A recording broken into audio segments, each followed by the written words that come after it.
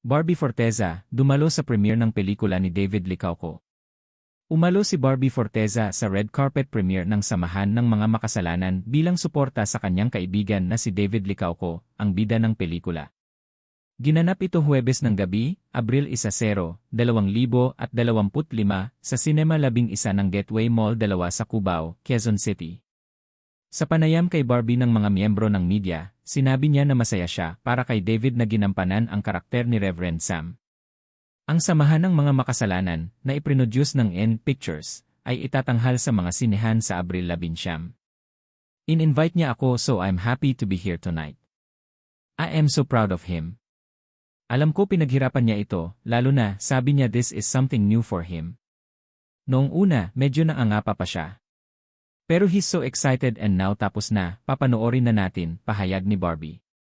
Bilang kapuso star, ikinatuwa ni Barbie na marami ang dumalo sa premiere ng pelikula.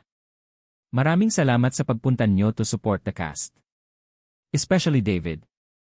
Ang message ko sa kanya, I am just so proud of him.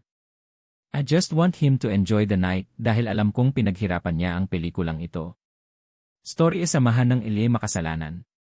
Tungkol sa isang pari na tinulungan na magbagong buhay at ituwid ang mga pagkakamali ng mga makasalanan na mamamayan ng isang bayan ang kwento ng Samahan ng Mga Makasalanan.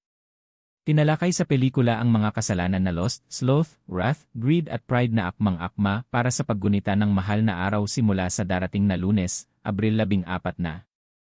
Si Benedict Miki ang direktor ng Samahan ng Mga Makasalanan. Mapangahas ang pelikula dahil sa paggamit ng mga karakter ng pelikula ng mga salita na malaswa sa pandinig ng mga konserbatibo, tulad ng mga pribadong bahagi ng katawan ng mga kababaihan at kalalakihan.